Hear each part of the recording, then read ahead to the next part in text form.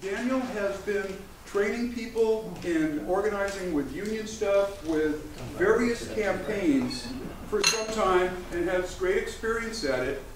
Okay, let's just run down the voodoo here. You and your buddies decide, this sucks, we got to do something about it. You read somewhere you're supposed to organize, so you get together, you organize, and then he's going to provide the and then. What do you do after that? Because you don't want one strategy anymore, you want to paint with one color. We have seats right up here, folks, and I won't spit on you unless I know you better. You don't want to paint with one color, you don't want one strategy. Different goals require different strategies and different tactics. Sometimes you've got electoral goals, sometimes you've got culture shift goals, sometimes you have economic goals. They do not all require the same strategy.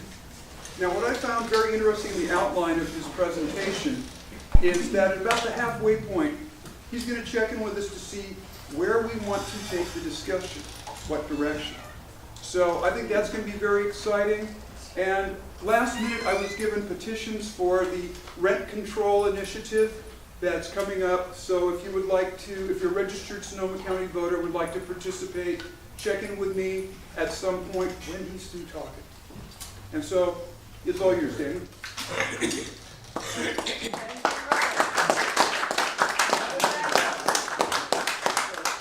Thank you all for coming. The first thing I want to do is thank Emerald and Steve and Rebel for organizing this. Obviously, we wouldn't be here doing this without them, so thank you very much.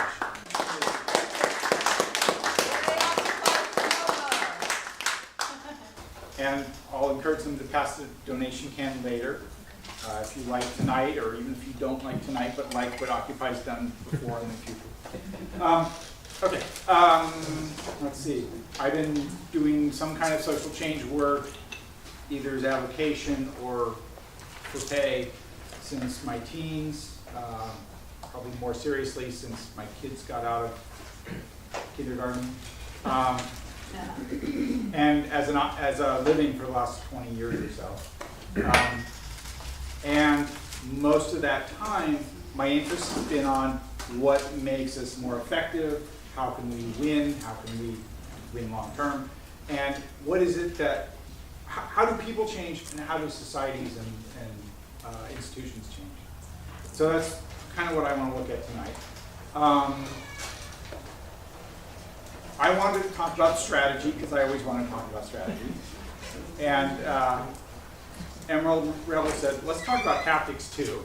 So I want to take the first half of this and look mostly at strategy, and then the second half we'll decide which tactics to zero in on.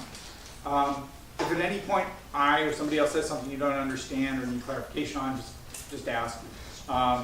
If I'll stop several points, like every 10, 15 minutes for more general conversation, discussion, questions. I'm trusting that I will learn at least as much from you as you will from me. I'm looking around and seeing a lot of experience and expertise and wisdom in the room besides my own. So, okay. So, I guess I want to start by talking about social change work, trying to make things better. We live in a culture that considers it a hobby. Anyone in here an artist or performer of any kind? Yeah. Okay. Same type of message or oppression, if you want to call it that, social change work gets, which is, that's nice, when you're going to get a real job. Some of us are blessed and fortunate enough to actually get paid for doing it. Most of us do it in our spare time. But either way, it is more than a hobby. In Nicaragua, they call people who do social change work and people who create, who are artists, cultural workers. And I want to suggest that that's what all of us are, that if you're doing social change work, you're performing what is an essential function in society. It's as essential as being a teacher or a doctor or anything else. And I also want to suggest that working to change things is not a temporary corrective. It's not an aberration. It's not something, oh, something broke, we'll fix it, then we'll get back to normal. That ongoing social change, protest, dissent is an essential core part of democracy, just as much as clean elections or independent media or anything else. That you can't have a real democracy if you don't have people doing direct action, doing organized dissent, doing social change. So I encourage all of us to take it that seriously, to see ourselves as essential actors in creating culture and creating a democratic society and a better future. And what that suggests to me is that it makes sense to train ourselves, to get good at it. Anyone who's learned a musical instrument or a sport or martial art or anything else that requires some practice and discipline, it's nice to have a teacher or find a book or a video or a daily practice. I think the same thing applies here. I've been lucky in my life to learn from a lot of people who knew what they were doing. And I think it's worthwhile, if you see this as an avocation, as a calling in your life, to do that. I think getting good at this means, number one, we're more effective. We're not spinning our wheels, we're winning, we're actually having a real impact. Number two, we're gonna have a lot more fun. And number three, people are gonna look at us and say, ooh, I wanna know how you do that. Can I follow you around and join your movement? So, and I think the first thing we need, if we're gonna be effective, is an analysis. And I encounter a lot of folks who don't have analysis of where power exists and how power is used in our culture. And if they don't have analysis, or if they have a really faulty one, they end up scapegoating people like immigrants or foreign working folks or whatever, because they've been told that and they don't know any better. Or if they don't have an analysis, they can't develop a strategy. I'm a union organizer. I represent state employees.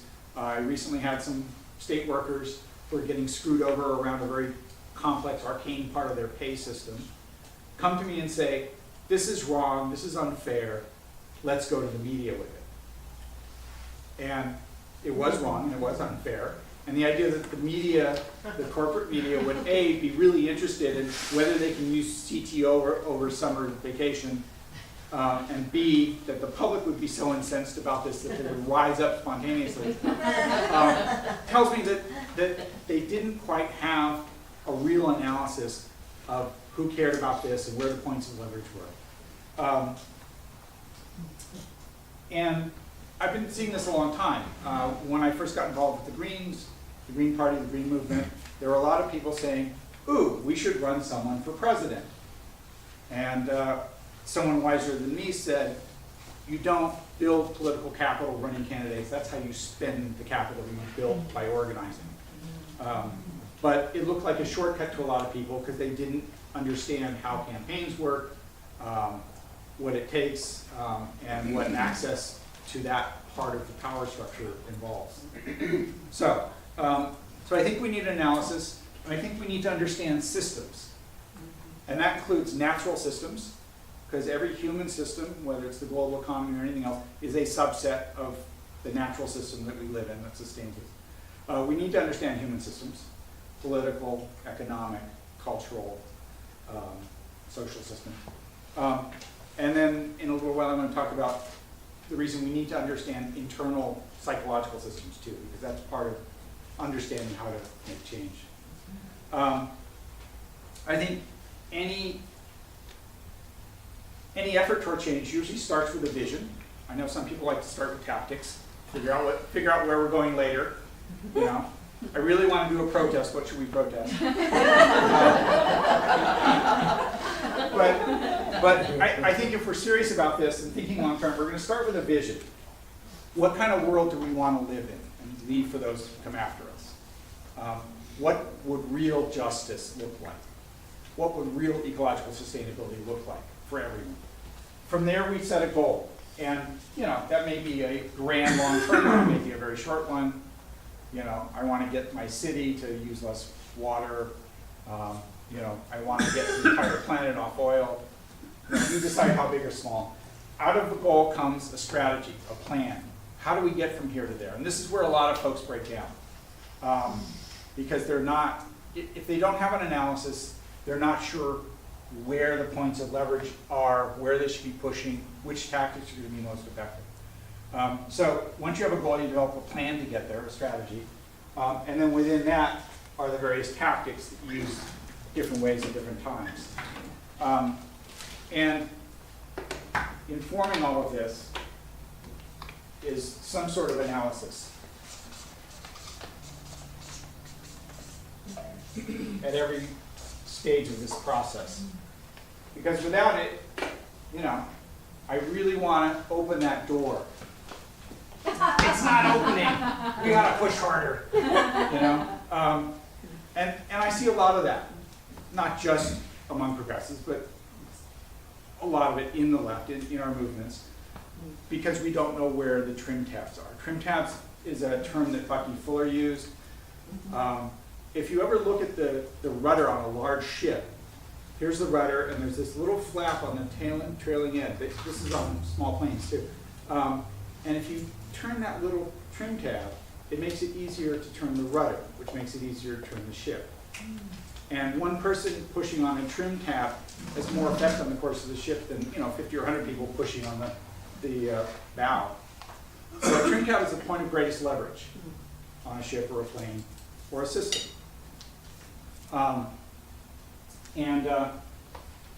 of developing an analysis and a strategy is figuring out where does power flow within the system, who holds it, who uses it in what way, and where are the points of greatest leverage.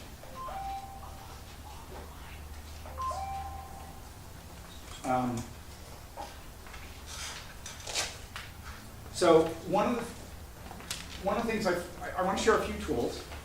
Some of them are models or mental maps.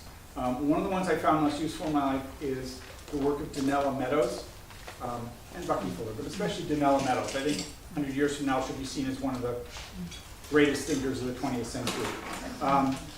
She was largely responsible for the Report to Rome, which was the first major scientific study to say we're exceeding the Earth's carrying capacity, we're going to run out of natural resources like oil, topsoil, water, things like that.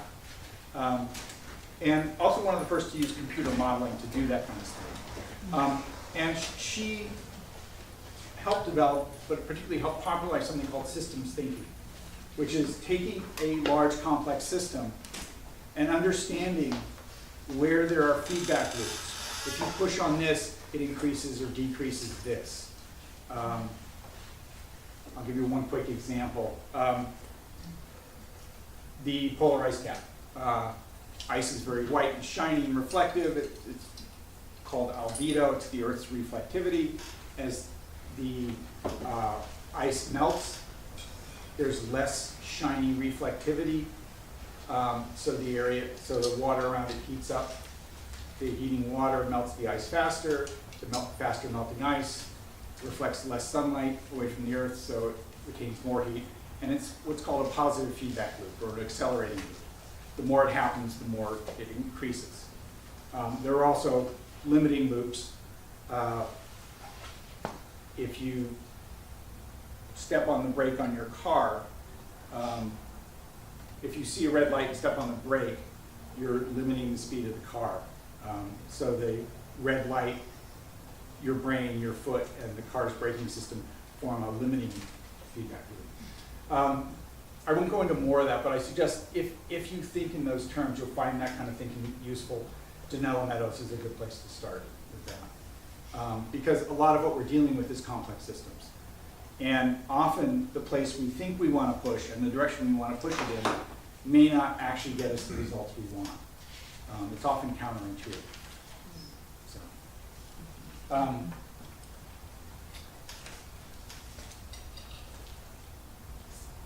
Can I share one Yeah, example? yeah. Just Sure, like a tiny sure. little example, it just Sure. came to me. Reducing the population of the planet, give women a hard time, shake your finger at them, give them, resources for birth control. Come to find out it's not working. Yeah, And what works is education for women and girls. yeah. Just an example. Yeah, the most effective and probably the only effective strategy for reducing population growth is improving the economic and educational conditions of women. Yeah. The one thing that reliably lowers the birth rate in an area is when telephone service comes in. Because the women get to talk to each other and understand, I'm not crazy for not wanting to have 19 children. They talk about what a problem it is, and they start doing whatever they can to keep it down. We. Yes, you're right.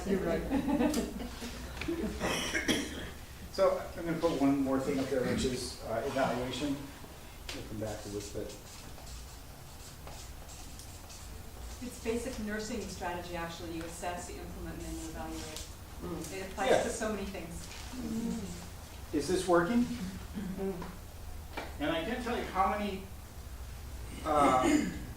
organizations or movements I've been in where we're using a strategy or even one specific tactic, and we don't know if it's working or not because we never ask. Are we having an impact? Are we having the impact we wanted? Are we persuading power holders to move in our direction? Are they digging in their heels? Are we losing popular support? This is why you have to constantly ask yourself, is this working? Is this getting us where we need to go? The political terrain we operate in changes constantly. So we have to as well. The minute you develop a plan or a strategy, it's out of date. So you just keep evaluating. Okay, that made sense yesterday, now what with this new set of laws? I should say my analysis I have a couple of operating assumptions. One is that the current global power structure, which I usually call capitalism, but I'm just as comfortable calling it patriarchy. It's a system based on domination and oppression. It's very hierarchical. Its definition of power is formal institutional authority. It's unsustainable. And it's the primary root cause of most of the stuff we're trying to fix or change or do something about. Yeah. I just heard a performance person on KPFA, they call it crapitalism. Good word. Corporations, corporate structure would be more in my line of thinking. Yes. Because the United States is a corporation, let's face it. It doesn't function as we think. The current form of capitalism is primarily late-stage corporate capitalism. I include a lot of other things. I include our educational system. I include most major religions. I include the media, the entertainment industry. I include a lot of our healthcare system. I think there's a lot of, certainly the legal system, How about the the banks? justice system. What's that? How about the banks? The banks. Oh, absolutely, absolutely. So my sense of it, and I'll ask you what you think. My sense is that most of the mainstream institutions in this culture serve, if not their primary function, certainly a function of protecting and maintaining the current power structure. Absolutely. Absolutely. And that brings up, well, let me see. Anyone have a different take on it? I'm just trying to. Yeah, they are the power structure. Okay.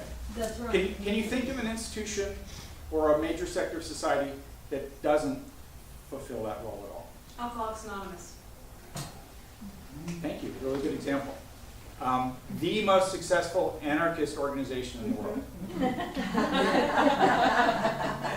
And I call them anarchists because they don't have any formal leadership structure. It's very much a service-based leadership. They're very decentralized. There's a lot of autonomy in the local group. There's no pope, there's no king, there's nobody telling everyone else what to Was that? No Rothschild. Yeah. So, thank you. Can anyone think of others? Yeah.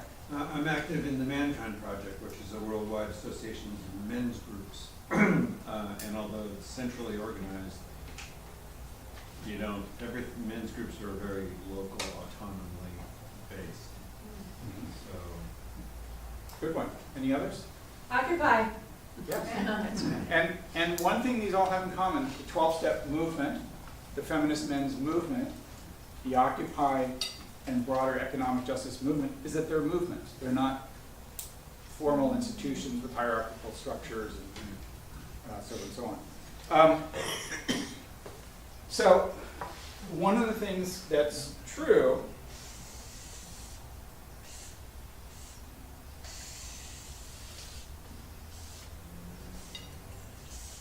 if you have some water in a container and it's connected to another container, what's going to happen? It's gonna balance. That's right. And it does that automatically, gravity. If you want to put some kind of filter or membrane or pump some there and keep the water in here at this level, what are you going to have to do? To restrict the flow. And more than that, you're actually going to have to use some energy to pump it, right? Depends on which way it's going. Every social, political, economic system that's based on inequality requires huge amounts of energy on a constant basis to maintain the inequality. So if you think about how much of all the natural Earth's resources and how much of the human labor, both intellectual and physical, goes into maintaining militaries, police forces, large repressive government institutions, the educational system, most of the corporate media system, etc. Imagine if all that energy resource was used differently.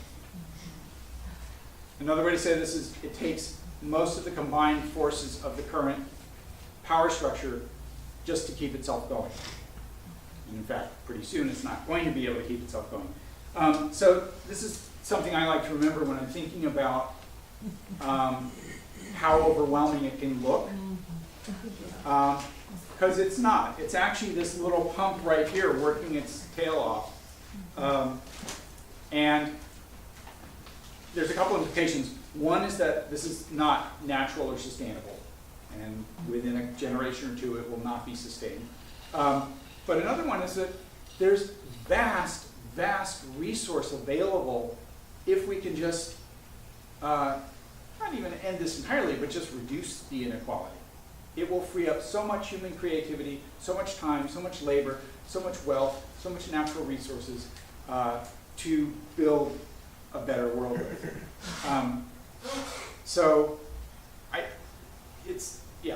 Yeah, but you can't meter that. In What do other you mean? words, the hierarchy meters everything, charges us whatever. Like, look at Pacific Gas and Electric in our meters. We could have free energy, but we don't, because it can't be metered. Right. Although they don't meter everything, they only meter what they can measure. Steve Thayer, a solar activist back in the 70s, talked about the clothesline fallacy. If you take down your clothesline and buy a clothes dryer, suddenly you're on the meter and you're paying for the electricity or gas. But if you get rid of your clothes dryer and you put up a clothesline, nobody can measure that transition to solar power because it's not in the formal economy. Or now with solar and batteries, you're more self-sustaining too, because of the new battery concept. They did make rain catchment illegal. That's, yeah. Yeah. When was that? Where? That's true. Yeah. Where? In Oregon and Colorado. There's an Australian feminist economist named Marilyn Waring. She made a movie, or they made a movie Yes. about her work, Sex, Lies, and Global Economics. She talks about the fact that probably something like 2/3 of the human labor in the world is outside the formal economy and is unmeasured. And that's things like parenting and caring for the sick and growing food in gardens and so forth. And probably 2/3 of that work, if not more, is done by women. And so women's work, you know, that saying women hold up half the sky, I'm sure it's at least 73%. That work, particularly the work that's traditionally assigned to women based on rigid gender roles, goes unmeasured in the formal economy, which means it's not commodified, which in certain ways is an advantage, but mostly it's not, it's discounted and devalued. So that's the places where they don't meter and measure it. She also tells a wonderful story about the Exxon Valdez being the most valuable tanker trip in the world because the way we figure GDP is not a measure of real human wealth or value, it's a measure of how much economic transaction goes on in the economy. So if you run your tanker on the docks and leak all the oil out, you're going to spend, you know, tens or hundreds of millions of dollars on the cleanup, on the PR campaign to cover it up, on replacing the oil, replacing the tanker. So it's an incredibly profitable venture in terms of GDP. And that's one of the characteristics of this system, capitalism, patriarchy, whatever you want to call it, is that it measures the wrong things. It measures things that are based on endless economic growth, not on meeting human needs and keeping the planet livable.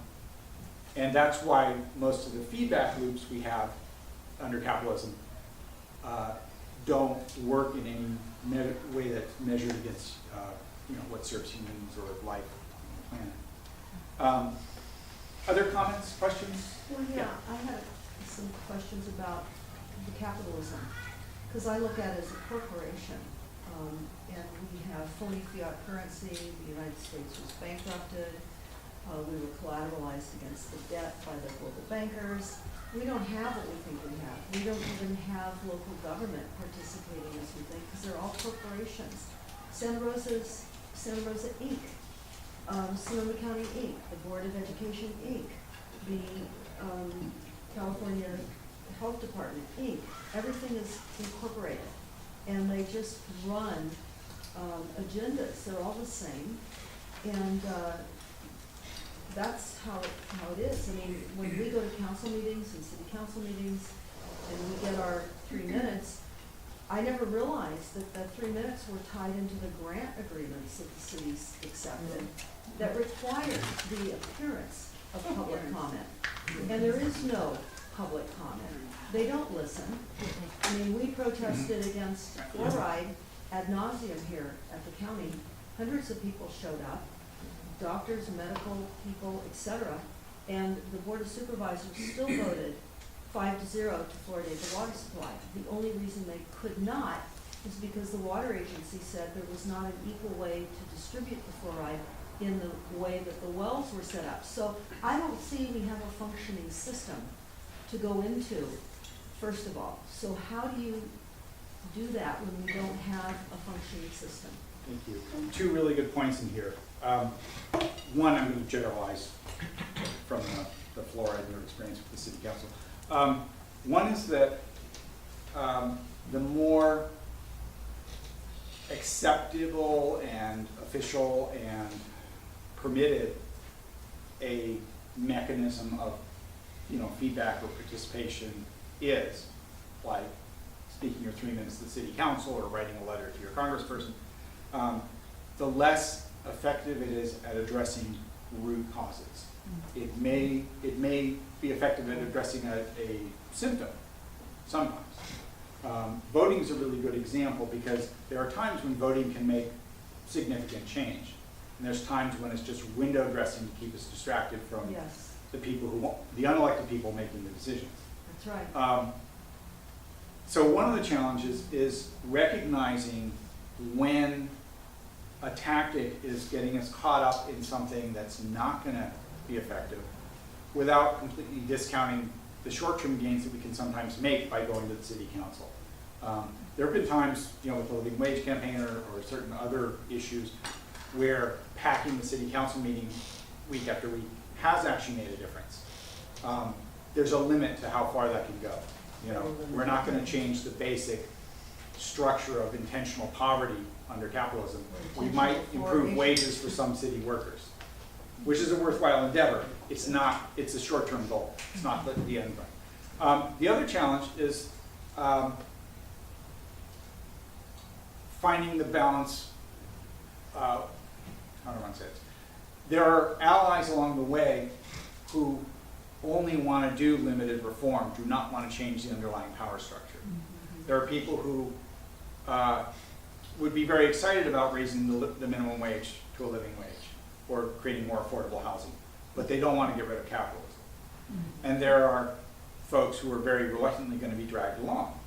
You know, it's probably a good thing that Starbucks is spending 4 hours looking at the structural racism and unconscious bias among the workforce. By the ADL? It's, yeah, okay, well, yeah, there's that.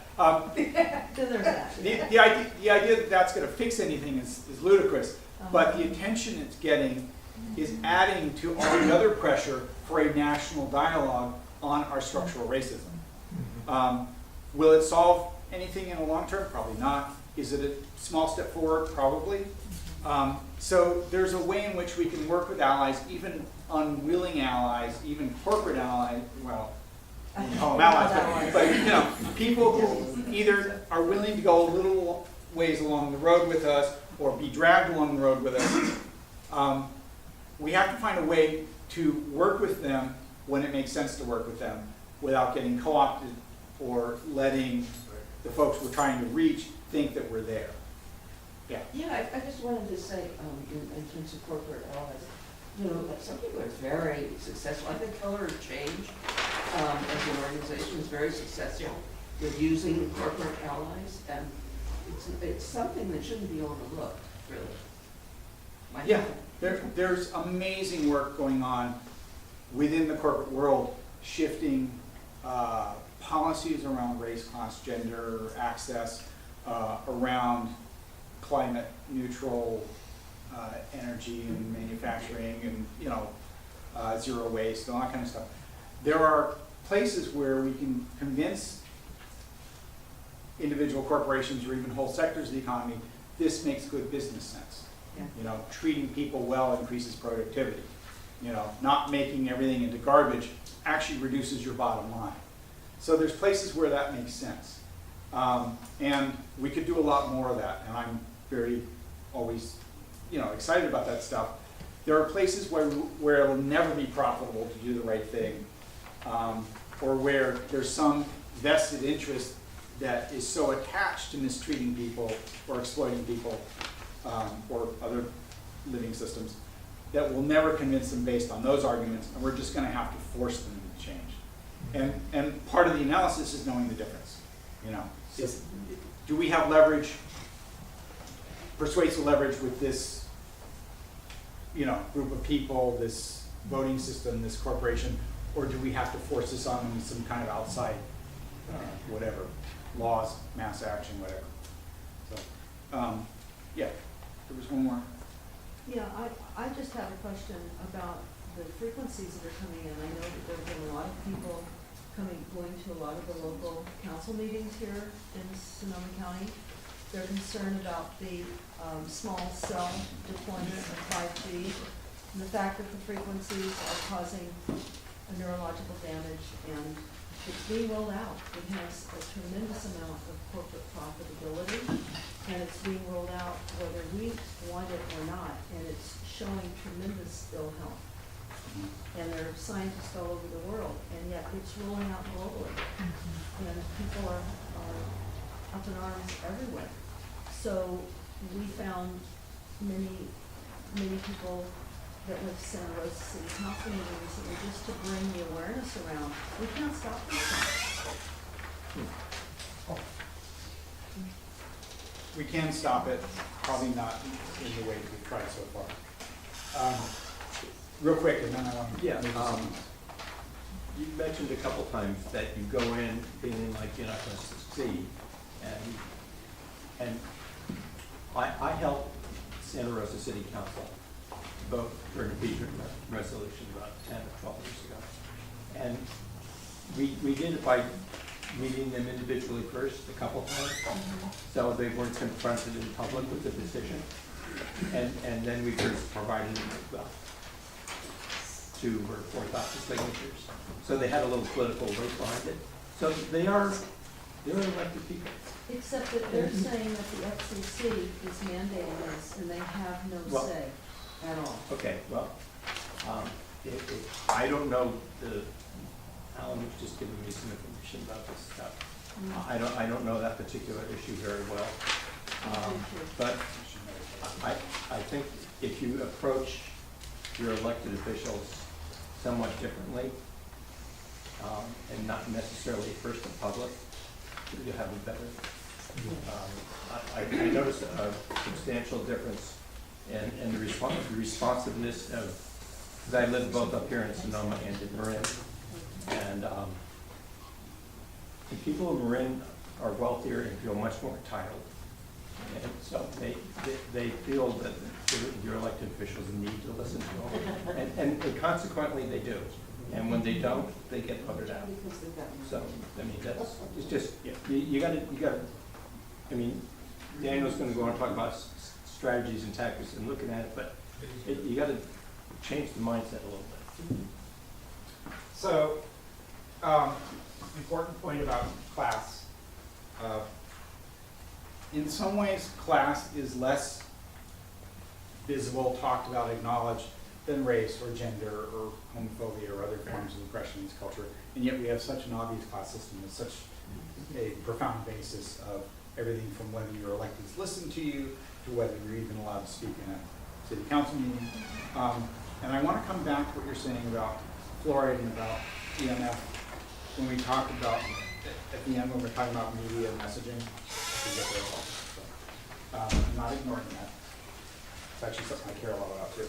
I want to talk about, I brought some books. We're going to give them away a little later.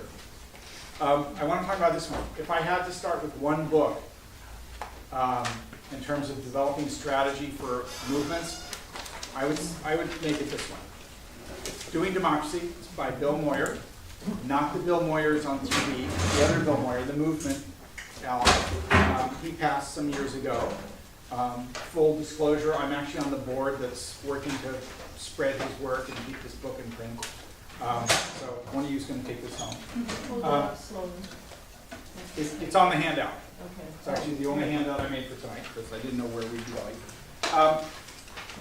He talks about the 8 stages of social movements, which is on the sheet, and if we ran out, please share.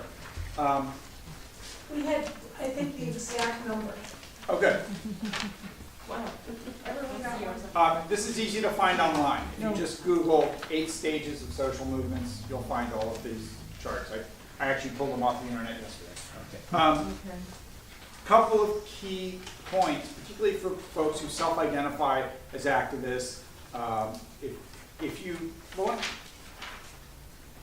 I'll hold that off. If you're someone who is most comfortable or interested or used to doing forms of direct action,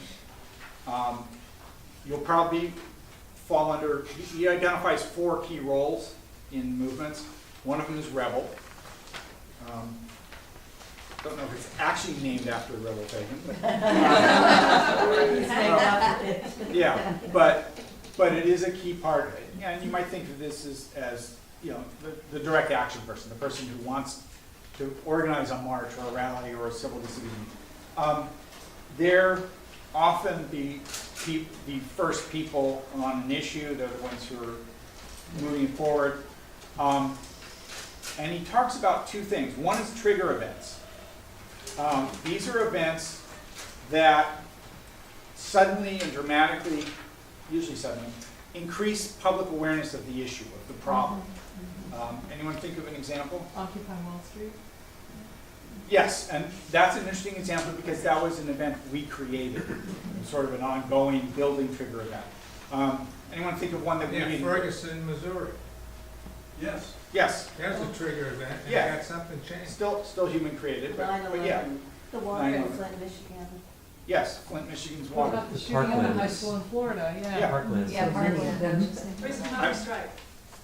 I'm also going to throw out Chernobyl and 3 Mile Island. Yeah. I'm going to throw out Hurricanes Katrina and Sandy. These are things that no individual person directly created, but suddenly everyone was paying more attention to catastrophic climate change or the problems with nuclear power plants. Human beings did create those storms, so. Yes, they did. Yes. Individuals.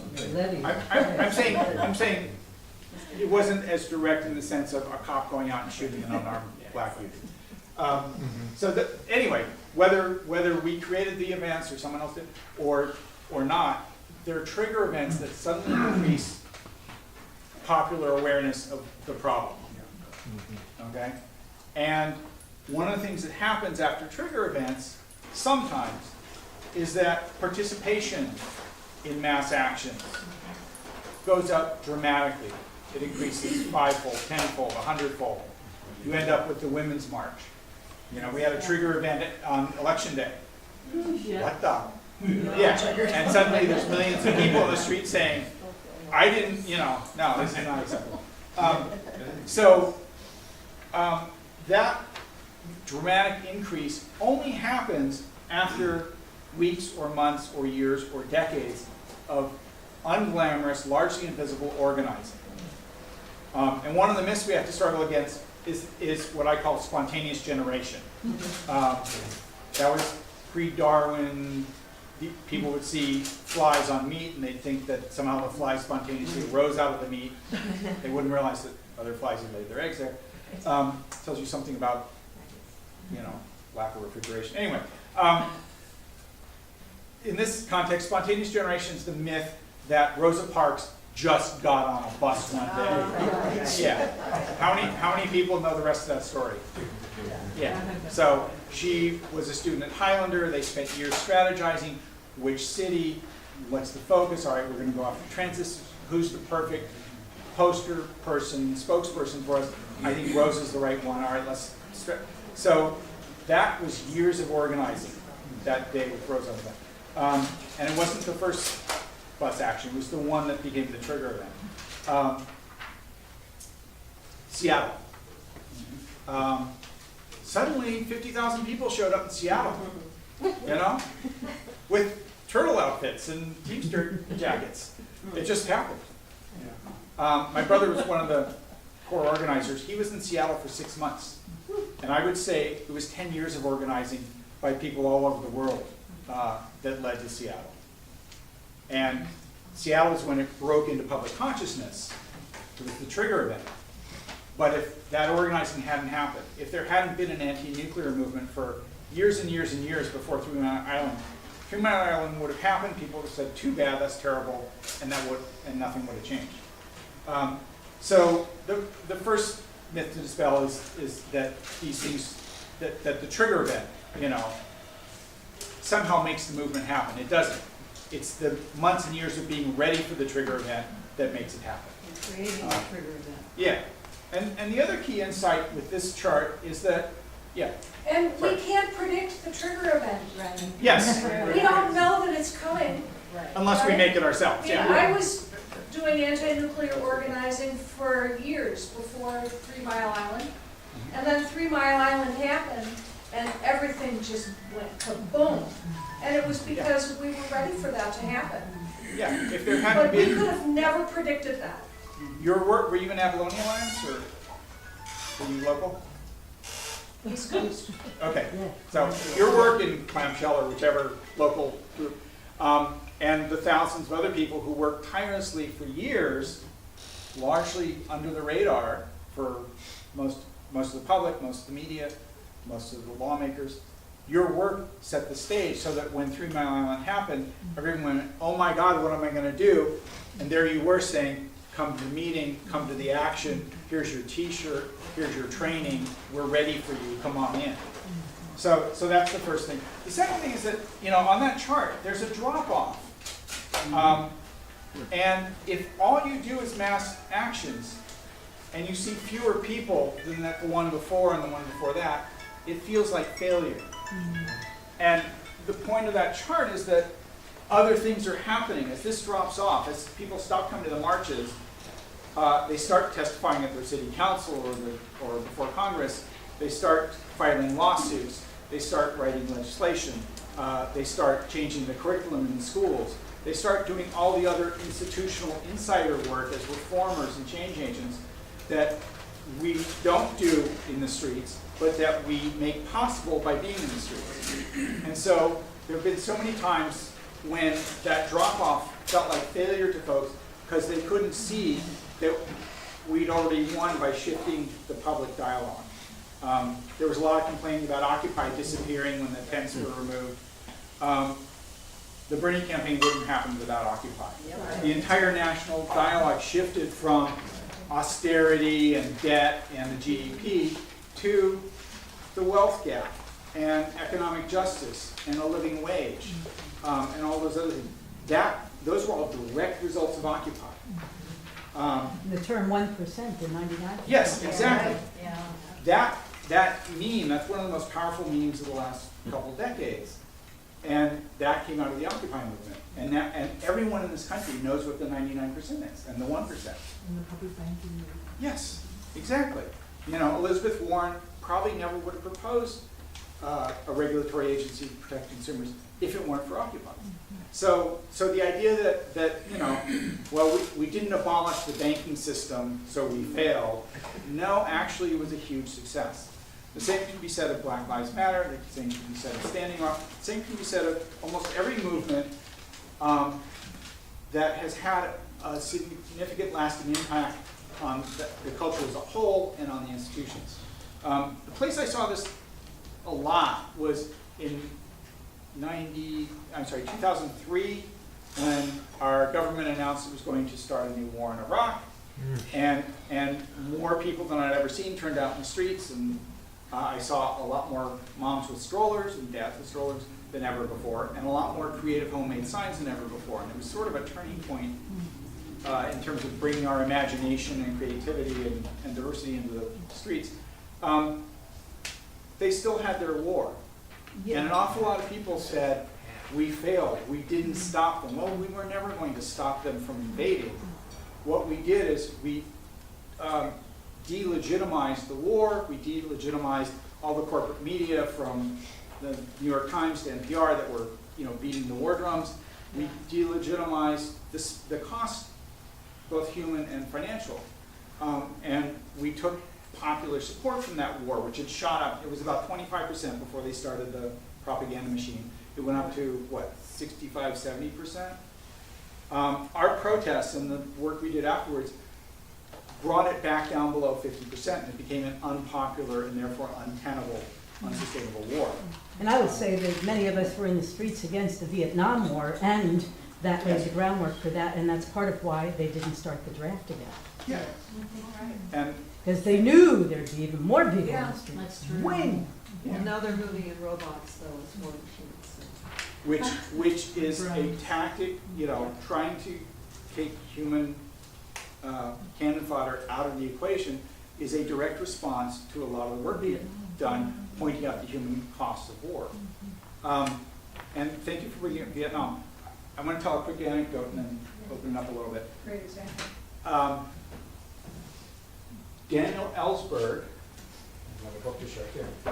Daniel Ellsberg told an anecdote years ago, and I don't know if it's any of his writings, but he said he was doing some research, probably for a book, and he was looking at the personal memoirs and papers of every president going back to Roosevelt and Truman and all the national security advisors. And what he discovered is that from Truman all the way through Reagan and the first Bush, every US president and National Security Council, except Gerald Ford, who was only in office for a year, but every other one, every elected president and his national security folks had very seriously discussed a preemptive first nuclear strike. They had considered it as a very real option. In Indochina, in Korea, in Vietnam, in the Cuban Missile Crisis, in the Middle East, that they had all said, maybe we should do this. And he said what he discovered is that in every single case, what stopped them was not any sense of morality, was not any concern about the human casualties or the international repercussions, you know, in terms of allies and stuff, or even retaliation. The first couple times the Soviets didn't have retaliatory capability yet.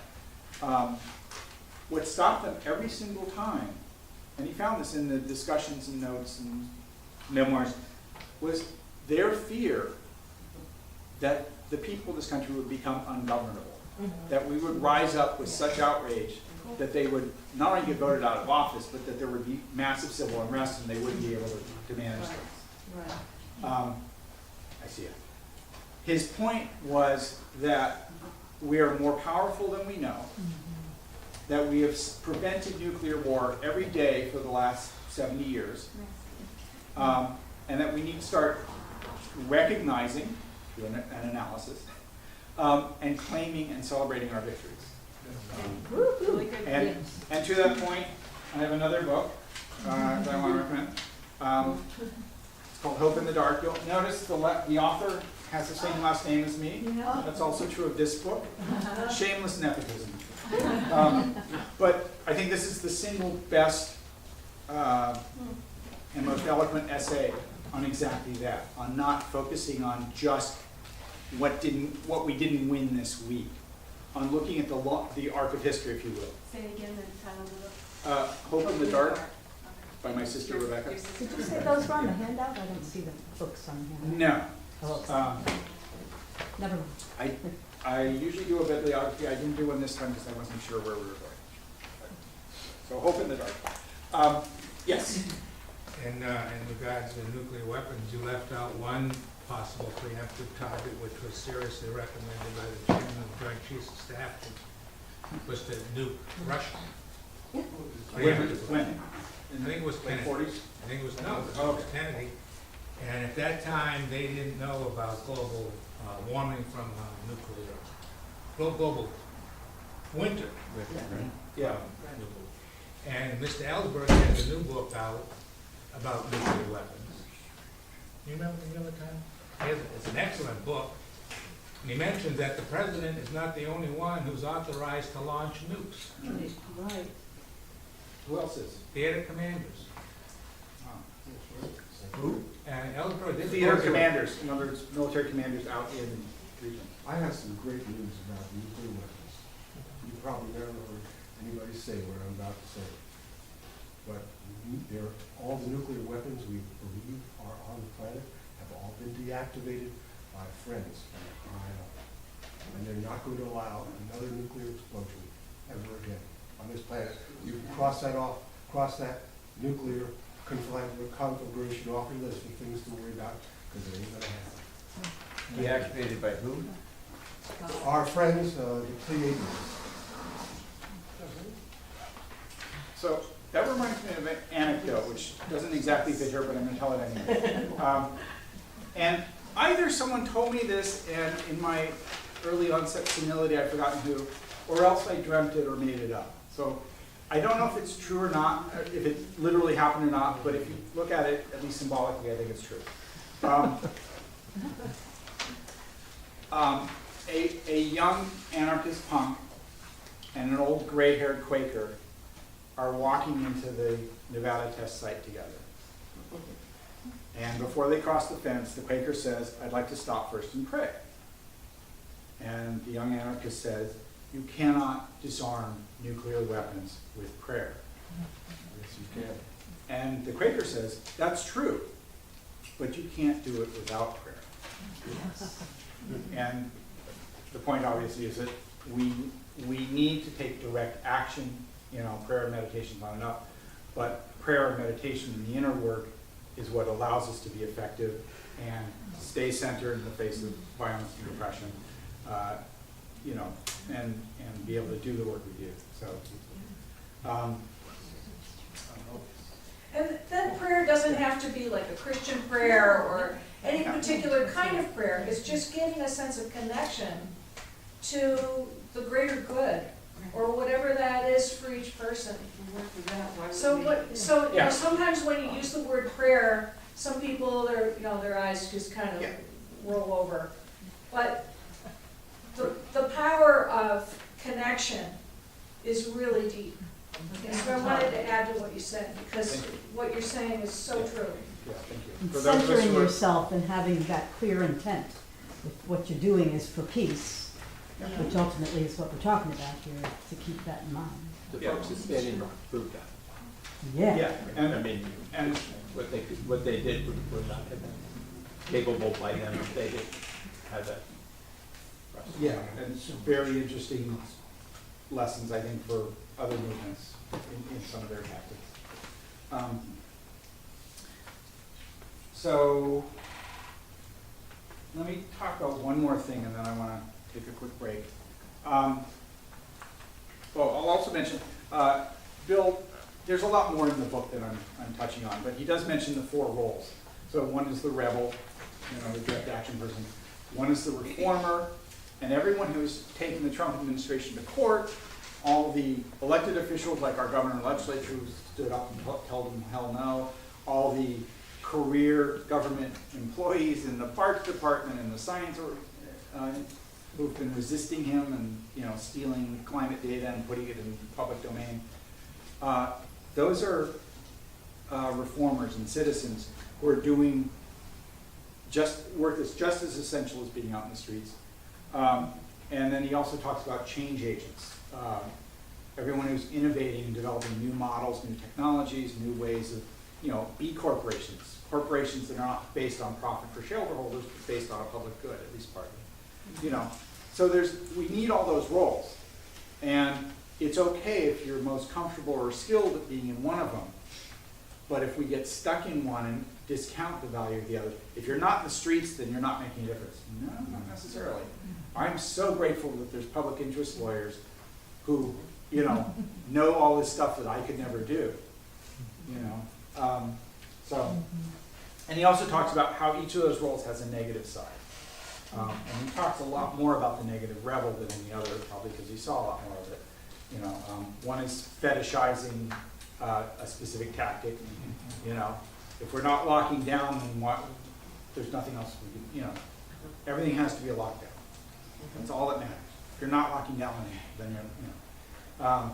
And that gets back to not having a larger strategy where every tactic does or does not make sense in a given context. But he also talks about, getting our egos involved and wanting to be righter than someone else or lefter. And my favorite is the, do you think it's bad? Let me tell you how bad it really is. And my experience is that most people are already right here standing in the sea of despair, They're right about there. And when we do that, we're kind of like pushing their head under instead of lifting them up. So part of the challenge is figuring out how do we be fierce and passionate and creative, but get our ego out of the way so that every interaction we have, every relationship we have, every action we take serves the movement and lifts other people up so that they can join and find their role. And this is the last thing I want to talk about, which is the psychology of social change. Before you move on, Yeah, sure. So did you say there were 4 roles? I only got 3. And They're on the back of the handout. Oh, sorry. And when they're you in the say book. he, who's the he? Is that Ellsberg or who? No, this is Bill Moyer. Thank Bill you. Moyer. Yeah, no ask. Thank you. And what was the name?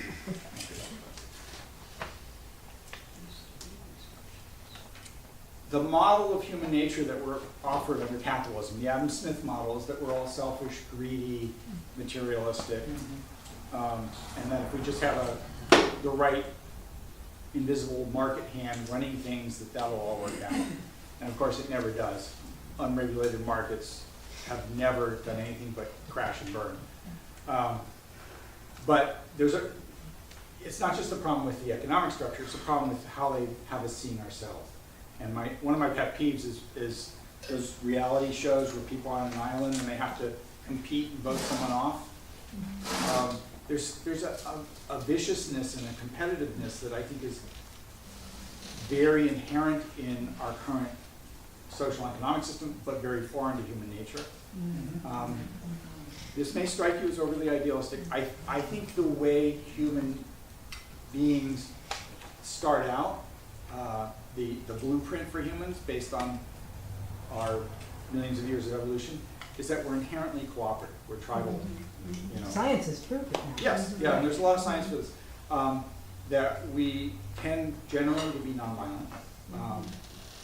That we are generally fairly intelligent and clever, creative problem solvers, and that we tend to want to create culture together.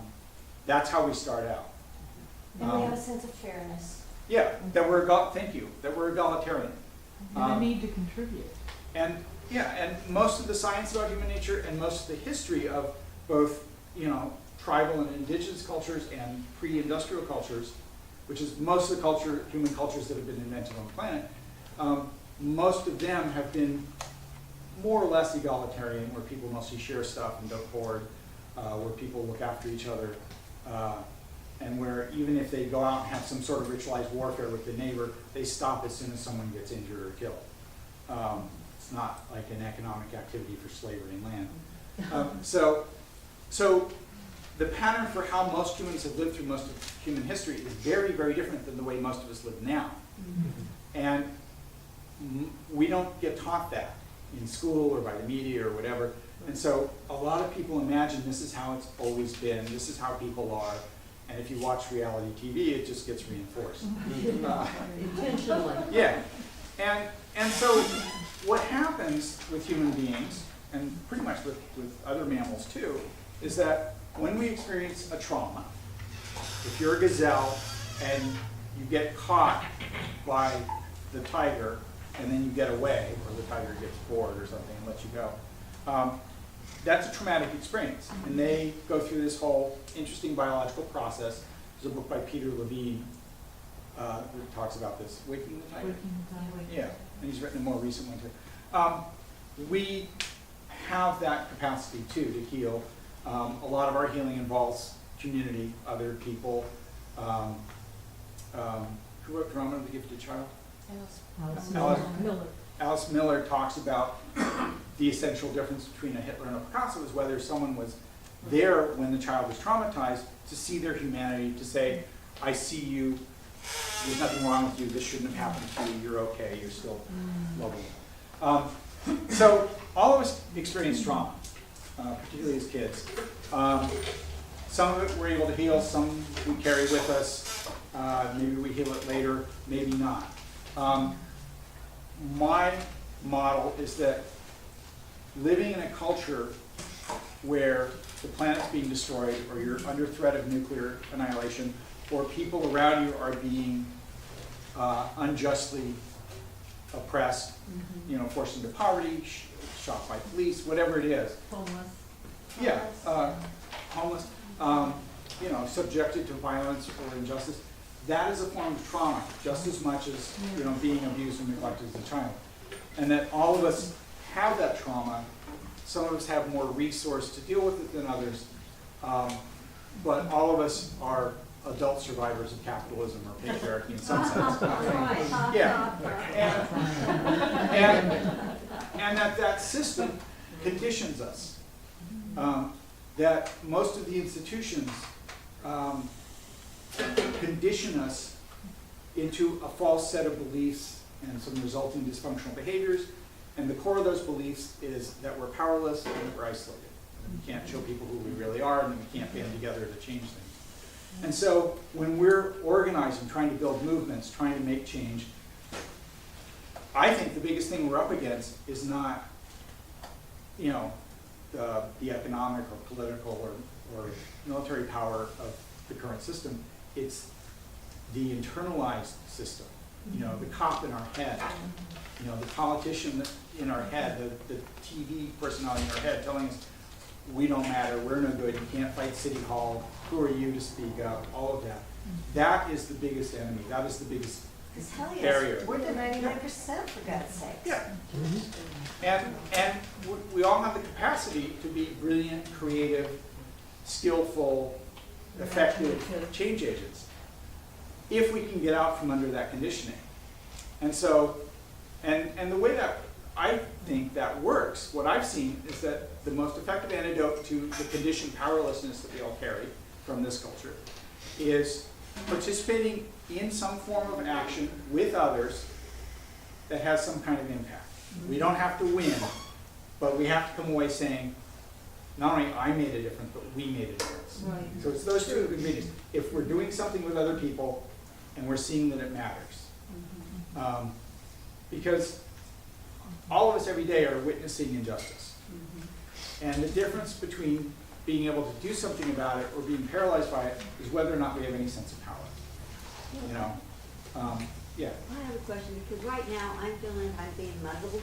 My friends, they see me coming, and if I get invited to dinner, they say, could you please not talk politics? Oh, No, because That is very true. all the time, and so I feel like they don't, I've lost a lot of connection because of that. But it really, how do you deal with that? Make new friends. So, Yes. What I've found, because I've gotten that a lot in the senior project where I'm living, is that then you have to say, like, if enough people email so-and-so, then this person will be free like a bird, or all these people will get to live to grow pubic hair, or, you know. What I've really found is I try not to even like label politics of like who I voted for, who I didn't vote for. The only person who came and helped me get away from the fires was my only friend who was a Trump supporter. And I'm learning to, actually this came from me and also from Van Jones's latest book, is to listen and see what we can agree on, rather than try to change the other person's mind. I'm not And like trying I to just change, took, they oh, I just know. don't wanna listen, they don't wanna hear about it. No, they that's don't what I'm saying, wanna talk us about it. listen, us We listen. And I took somebody, an example, I mean, because things will come up, and they won't even think they're political. I took a friend to the emergency room at 3:30 in the afternoon, we didn't get out till 11:30. And I said, I know you're not into politics, but if you were a millionaire, you wouldn't have had to wait so long. It's where the politicians are sending the money, you know, and I didn't go, so see, I just let it go at that. So, To address your question directly, I've had a similar experience. I was a public school teacher, and when I didn't think that the killing of innocents could be justified by killing other innocents, I had a lot of lonely lunches. Over time, and by persistently sticking to my moral principles without, ragging on people, but being consistent in my moral principles, over time, many people respected me. And those that were my friends came back, and those that weren't, that's okay, they probably weren't in the first place. But to take a moral position and hold it fast, while not necessarily proselytizing a point of view, I have found will get you the ground that you need to stand on in order to be able to do the latter later. If that helps. so let me jump in here. When your friend says don't talk politics, what do you think is going on inside them? What do you think they're feeling? They're overwhelmed, they can't stand the president, they don't wanna hear about him, they don't wanna talk about it, and it makes them nervous. And why are they Fearful. Why are they overwhelmed and fearful? Best guess. Powerless. Helplessness. Well, you know your friend. What do you think is going on? Why are they overwhelmed by that? I just think she's full of fear. Fear of what? I'm not sure, but So, does your friend care about other human beings? She's wonderful. In fact, I'm so Does she have a big shocked. heart? She's got a huge heart. Okay. For humans and animals and whatever, or plants. So maybe it's She probably overwhelming. wants to protect herself from being heartbroken. Right. So if she loves other people, if she loves the world, if she, has that human compassion, we all do, and she sees suffering, she sees injustice, she sees a person in high office who's perpetuating misogyny and fascism and so on. She looks at that, and it's deeply, deeply painful. And I want to suggest two things. One is that, with very rare exceptions, all of us feel that. We may not be conscious of it. We may be repressing it, operating on top of it. We may have a lot of strategies like blame, denial, minimization, self-medicating. I'm sure you can list a few more. It doesn't mean we're not feeling it. It means we don't know what to do about it. So it's not that your friend doesn't care. It's that she cares a great deal and she feels all this pain and she's right here. And if you talk to her about Trump, you know, or what's being done to the dolphins, or the forest, or you know, what's happening to communities of color, you know, or immigrants, she's barely right. So the question becomes, what allows her to step up, to have more slack, more capacity? Because we're not going to. It doesn't work to not feel the pain of the world. That doesn't work. Joanna Macy talks about this. You have to feel the pain, that's yes. what you're saying, of course, yes. But we have to find a way to be with that. And Thich Nhat Hanh talks about this, about being present with whatever's going on and not getting overwhelmed. And I think the key is whether or not we have a sense of power. We were born with one. It's how we're wired. It's how we naturally function as human beings and, you know, in connection with each other and with the planet. But if we've lost that, if we've been told it's not there anymore and we can't find it, then it feels very, very painful and overwhelming. When someone sees injustice, if they don't feel that they can do anything about it, then yeah, all you can do is try and hide and protect yourself from further pain. If you do feel you can do something about it, even if they're doing something, it's just bearing witness, being present and saying, I see what they're doing to you. I can't bust you out of this jail, but it's still wrong and I see you. Yeah. Even if that's the most action you can take, that's something, because you're being present with it. You're not letting it overwhelm you. And that ability to respond, or responsibility, the ability to take responsibility, to take ownership, to say, this is my world, this is my community, I'm going to do something about this, I'm not going to let this happen and not do anything. That's our sense of power, and that's the difference. That's what allows us to build movements, to do sustainable action without burning out, and to help other people. And so, you know, when I feel powerless, I don't hide the way your friend does. I kind of act out and go, it's worse than you think. Which is just as disempowered as saying, don't talk to me about Trump, or it's the immigrants, or, you know, or I'm entitled and no one can take this, you know, whatever it is. We all have our strategies.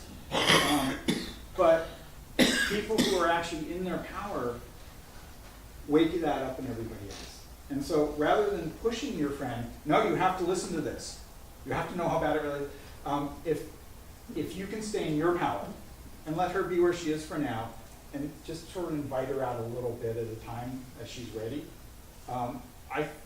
You know, if your friend has a big heart, like you say, she wants to do more than hide. You know? But you need someone to help her come out and yeah. So I saw a hand here. I'm going to stop talking for a while. You're fourth.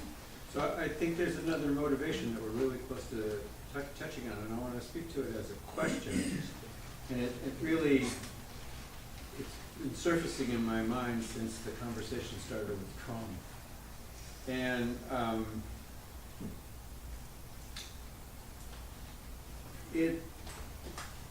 clearly trauma can create political activism, and some political activism is actually personally transformative.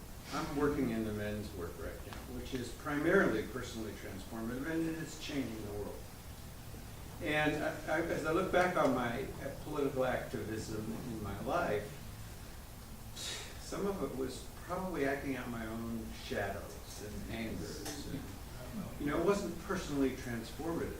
And I think at the edge that you're beginning to identify with your friend, that question might come up. What is it that's transformational for her in regard to her fear, for you in regard to your powerfulness? You know, in a way, in your relationship with her, those two dynamics can be personally rewarding and transformative and have a secondary consequence of active impact, I think. And my question is, how much of that is is in political activism today? How much political activism actually has this personal transformative motivation in it? Thank you. Put your name on one of these, I'll pass them around. We're gonna do a drawing in a few minutes for these books. Care to guess? I mean, care to estimate anybody? I mean, it's like, am I speaking to something that people recognize? And it's not, it's not there in all political activism. People are just, you know, unconsciously acting out whatever they're acting out.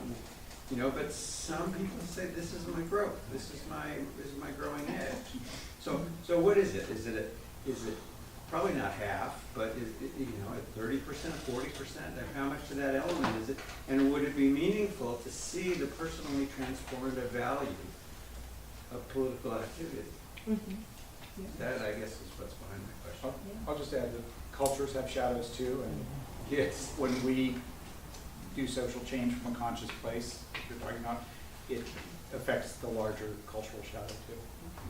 But there were some other, yes. Yeah, okay, I've written out my vision. One of my goals is to get us a step toward democracy as much as possible within capitalism by having exclusively publicly funded campaigns. All right. How do I find the strategy for that? How do I find the strategy that will accomplish that? Maybe work with Dan Monty, we're not taking any big money. So, I don't want to have a long conversation about that, but I would say start with questions. Who benefits? You know, what power holders benefit from the current system? I mean, current electeds and the people behind them, obviously. But beyond that, you know, what structures benefit from the corrupting money? Yeah, okay, I know that. Who would benefit from clean elections and money out of politics? Everyone else. Where can we push to most effectively make that shift? What's the weak link in the current system? What's the trim tab? You know, what's the most powerful untapped force in the culture that would push on that? And I don't have quick and easy answers to that. How do you find the push tab? You get some smart people together and you talk about it and you ask those questions.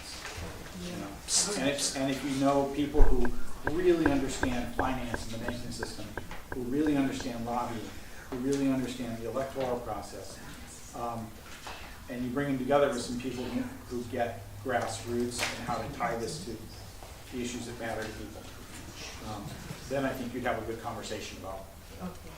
And like I said, I don't know what that strategy is, but you start with the questions.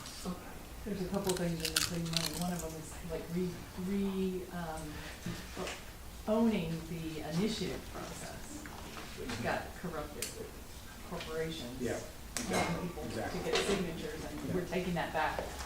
Yeah, we're one of the states that One of has, the ways that we're doing.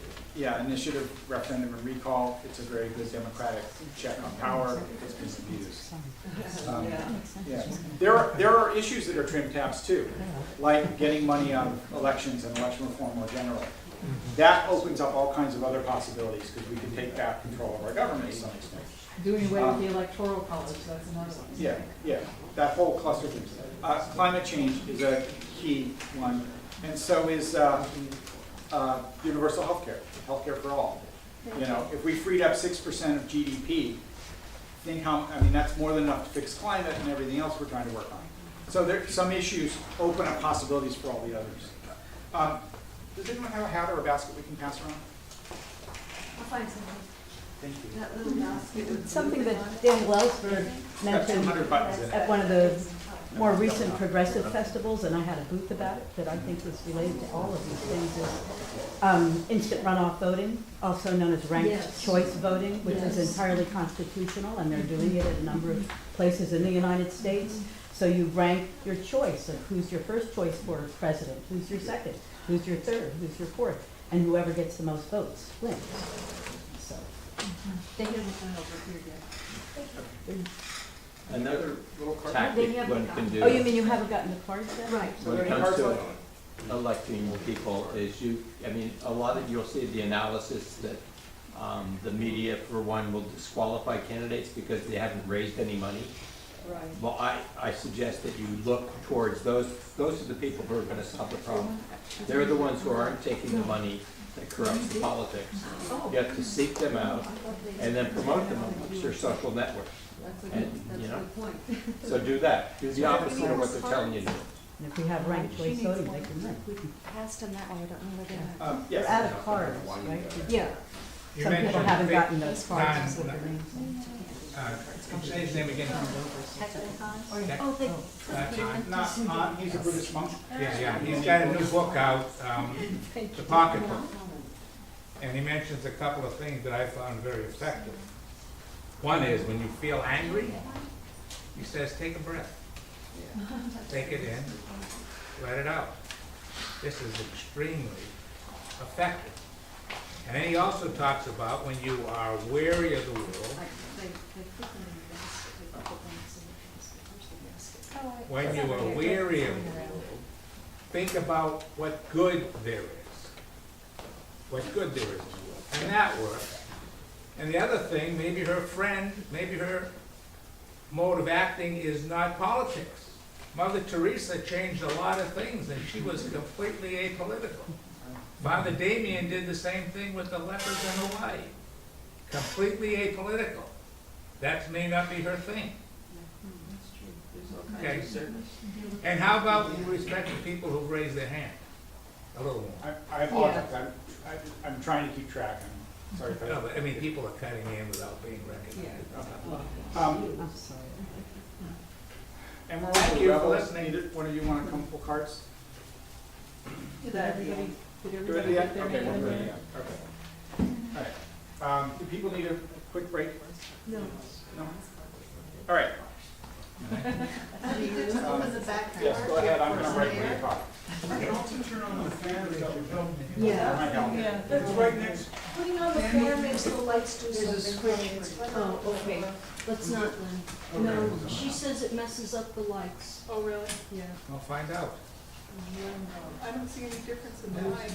Well, Try we it. use, the speed is hard on people with photogenic, Oh, We could just grab that door over there. That's where it's- I know what you're talking about, big eye seizure. Okay, I wanted to say that despite being many decades an activist, I have little to no patience about this conversation about Trump and political realities. Because if I'm agreeing with people, it's a given. If I'm disagreeing with people, it's a given. I have interest in something new and succinct, or something that I can immediately engage in some fashion. Otherwise, you know, no. And I was hoping that you were going to unpack strategies and things, so it looks like you're going for it. Tactics, actually. Okay, and then. Really good tactics. Even better. Yeah. Well, since These tactics are on clusters. the means by Yeah. which to arrive at strategies. Yeah, exactly. So, these are the four that Emerald and Rebel and I kind of kicked around. Are there others that are really of interest, other areas, strategic areas that people want to consider? Because we're not going to talk about all of them, but I want to get a sense of where the group's interest is. Yeah, boycotts. Economic? Okay. I feel like that's important.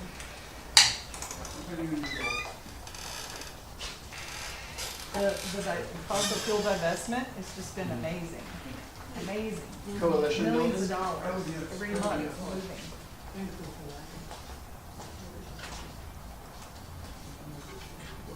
where would document exposure be?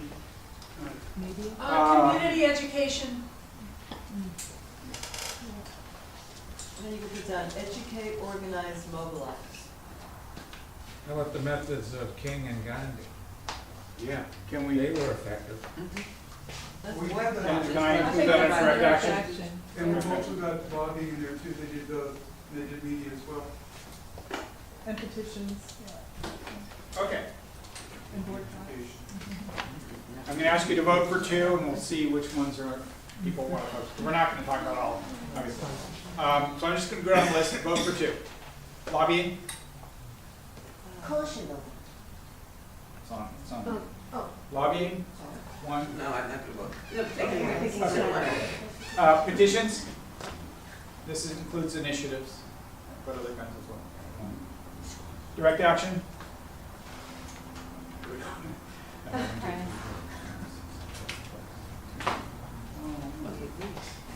Media. Yeah.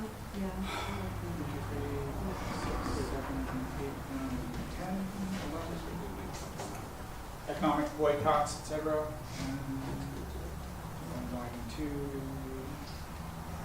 Only two? Coalition building. 1, 2, 3, 4, 5, 6, 7, 8, 9, 10, 12. And education.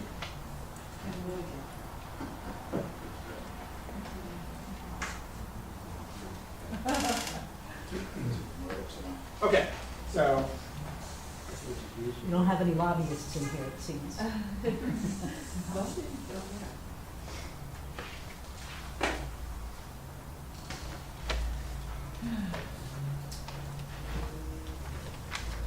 direct action. Do you have time for 3? We'll find out. Maybe. Three up there. Maybe. Because I can move my vote from media to coalition building, if that helps. We still got 3, more or less a 3-way tie. Okay. So, just the disclaimer, all of these and probably everything else we put on this list are important and necessary in some strategies for some movements at some time. Sometimes they're irrelevant, it really depends. There isn't a formula for making change. What questions do people have about direct action? I was curious. So I want to listen. Yeah. I have one comment on that. Maybe you could tell the people here about nullification, a jury's power to nullify, particularly Yes. people who are involved in direct action. Define Can I that, I'm not explain it? sure what it means. No, I know what it is. I'm just wondering if that's... So what happens after you're arrested is sort of a secondary, but I'll go there real quick. Juries, a lot of people believe that juries under the U.S. legal system have the right not only to decide guilt or innocence of the accused, but also to decide the constitutionality of the law under which they're accused. Judges don't like that idea. If you ever don't want to be on a jury, just pass out some jury nullification brochures. They take you right out. The other thing with being on a jury is you have to be able to afford to take off work to be on a jury. So Yes, it's very pretty good. economically. So I don't want to spend a lot of time there because it's kind of tangential, but one of the more democratic things that our rich white landowning male founders came up with is the jury system. And there's a lot of possibility for expanding it to make the legal process more inclusive, more accessible, more just. So, what else about direct action? Either questions, comments? I'd be involved with it more, but I can't afford to miss work and I don't have money to bail myself out. It's very economically effective. What about, is it the risk of arrest, or is it just having to take time to show up at a mass action? Oh, I can show up at mass. It's the risk of arrest. So it's Yeah. disobedience and risk of arrest. Yeah, thank you for clarifying. We had a direct action in City Hall. Hang on. Did you ever? 1, 2, 3, 4. So, following his thing about the direct action, we have a nonviolent direct action collective here that trains. And we just did a training this weekend. It's 6-hour training. And the people who did the thing at City Hall came to the training, which was very valuable. And they came because they realized there were a lot of things that they weren't sure of and didn't know, and were surprised by the fact that they didn't, first of all, they didn't think they were going to be arrested because they weren't the week before. Secondly, when they got arrested, they weren't prepared, so they had no phone numbers, nothing, that they are a lawyer or anything. And thirdly, and I know for all the times I've been arrested, I've never had to post bail. They had to post, their bail was 2,000 something. And they- What's this regarding? Direct action. There's a specific thing. So those are things that we need to know about direct action, if you're going to do it, not just jump into it, which happened in the Iraq War when so many people jumped into it, and then they were sorry they ever did, maybe because they had to go to work or whatever. They were supporting the homeless. Yes, supporting the homeless. It was a homeless. And so what happened as a result of that, whether this is important, you can shut me up. The teams, I didn't go to it because they had enough people, are working, training, it's just a short training. The homeless right now got on the door-to-door path to be ready for the next time. Yes. Oh, well, in regards to that direct action, you're probably gonna cover this, but what they did at the city hall, they insisted on getting arrested, but they resisted the police. And if you remember reading about Gandhi, he never resisted. He was totally respectful of the system, and he went along peacefully, as Daniel Ellsberg does when he protests. So I don't know if you're covering that, Yes, we do cover it because some people choose to resist and some don't. and that's a higher charge.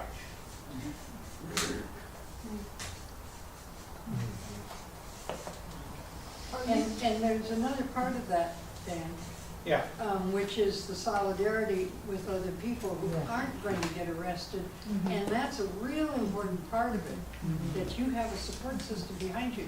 Because they were over there at the jail without a support system other than their spouses. And they needed the team, all of us. For a successful movement, we need that. Who's gonna take care of the daughters and sons and all that kind No, of stuff? I was just thinking, wouldn't you consider direct action as our phone calls that we've been making to our constituents about, that you don't consider that a direct action? Um, No. Okay. But I think with the way most people use the term, they're talking about a spectrum that ranges from, on one side, a rally, Okay. a march, a picket, a celebration, through various forms of more direct civil disobedience that may involve arrest. There's usually And on that one spectrum, it would be with a permit. If you don't have a permit to march in the streets, you wouldn't get arrested, things like that. So, Dan, yeah, can I give an example of yeah, what please, go ahead. To me, a direct action is where you directly do what you want the government or organization or whatever to do. In the 60s, people said, we want to stop the draft. We don't want you to use these files you have. They were all on paper, of course, at the time, in the draft office. So each of them donated a pint of blood. They kept it cool. They walked into the draft office and they poured blood all over the files so they couldn't be read. That's direct. And there's get arrested. Yeah, so I just want to suggest that there is a spectrum. On this end is, marches with people with strollers and walkers and, no one's expecting the police to do anything more than watch and collect overtime. And that spectrum goes all the way to nonviolent civil disobedience, where you are walking onto a military installation or chaining yourself to something or locking down on a tree or whatever, but you're not engaging in any form of active resistance. On this end of the spectrum is various levels of armed resistance, guerrilla insurrections and so forth, and civil wars. And there's this really interesting middle section that involves tactics that some people consider violent, and some people debate that. And some people say, yeah, it's violent, but it's justified. And some people say, no, it's not. And some people say, well, it's not about whether it's justified, it's about whether it builds or harms the movement. And then we have some really interesting long conversations about diversity of tactics versus solidarity and long-term strategy. And there have been books written about that stuff. But that's one of the key parts of direct action, is figuring out not only where you in your affinity group, which hopefully you have an affinity group that's been trained, thank you, but figuring out where is everyone else. And I have not been to Occupy, to Standing Rock, sorry. I've not been to Standing Rock. Almost everything I know about Standing Rock was a result of reports from one local activist who was posting a lot every time she went and stayed there. Thank you, Jewel. If anyone was involved with the Standing Rock actions, I'm really interested in how they dealt so differently than most of the stuff I've been involved with around questions around active resistance, property destruction, all the tactics that we usually argue about when Antifa or Black Bloc shows up if we're not them ourselves. Is this legitimate? Should you punch a fascist? Is that going to make the evening news and crowd out the rest of our message? I have several opinions, conflicting opinions myself about it, but that wasn't an issue at Standing Rock, and my sense is that has what? I think it was.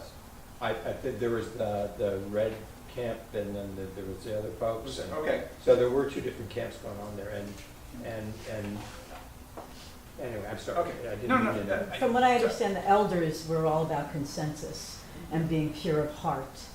Active, yes, but not full of hate. And my sense is that that's why it went so differently, and I don't know more about that. I'm really curious if anyone does. Yeah.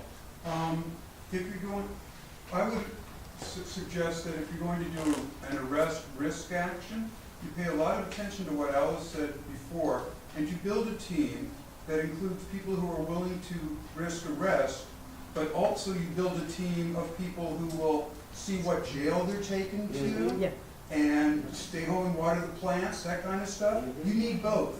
They're of equal value.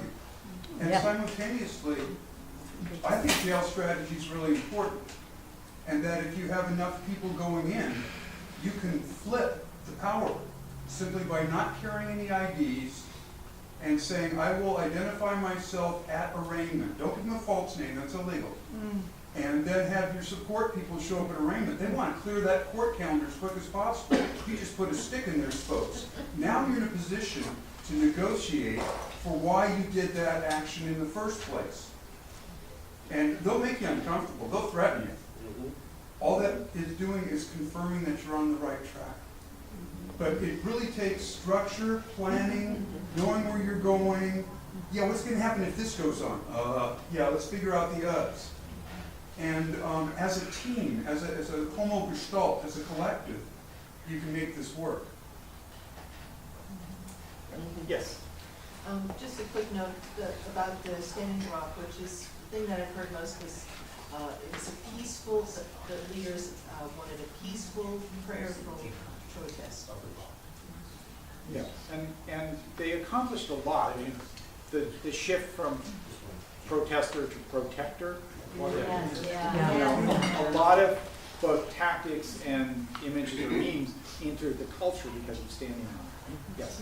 And just with Standing Rock, from my understanding, and it was mentioned before, but it's very much that it was on native land, and the elders of those communities being the ones that have the respect to have that guidance and leadership, and so there was that deference to those elders as being the ones closest with connection and also being of that land. And I think that's what's so different historically from some of the other things we've witnessed, is like it was on their land and the deference was to that leadership, which I feel the same as you. I feel it was really, there's a lot to learn there, and just really inspiring. Yeah, exactly. That raises several questions for all of us. How do we engage in direct action in relation to traditional communities and cultures? How do we engage in direct action if we're not part of a community? How do we do that in relation to targeted or oppressed communities who may be urban if we're not part of that community? How do we take our willingness to put ourselves on the line and put it in service of a community that we're not leadership of? So, it also raises, I think there's another spectrum, and I'm not even sure how to draw it, but at one end is what I would call witness. May or may not be coming out of a religious tradition, but if you think about Swords to Plowshares type actions where people are acting from their deep personal sense of this is immoral, I have to take an action. And some of the most powerful and moving tactics come out of that kind of direct personal motivation. But my sense is that, you know, when someone goes to hammer or pour blood on a warhead, that it's not critically important whether the media is there or whether they have 1,000 people with them. The important thing is the act itself, that the act has moral power. And I think at the other end of the spectrum are direct actions that are entirely or primarily about, you know, who is this going to reach? How is this going to play on the news? How do we undermine the establishment's messaging around this and get our message out? My brother, David, helped start a group called Art and Revolution. They teach street theater and giant puppets as a form of direct action tactic. That's all about capturing the imagination of not only the people involved, but everyone who witnesses it and everyone who sees the 20-second clip on TV. Because I guarantee you, whatever else happens at your action, if you have a giant puppet, that's what's going to make the move. We have one in office, don't we? Different kind. It's the song. So there's that spectrum, you know, and that gets to what's the target, who's the audience, who are we trying to reach with this, and what's the message, and these are all legitimate. It depends on your strategy. It depends on what's going to be effective and what you feel called to.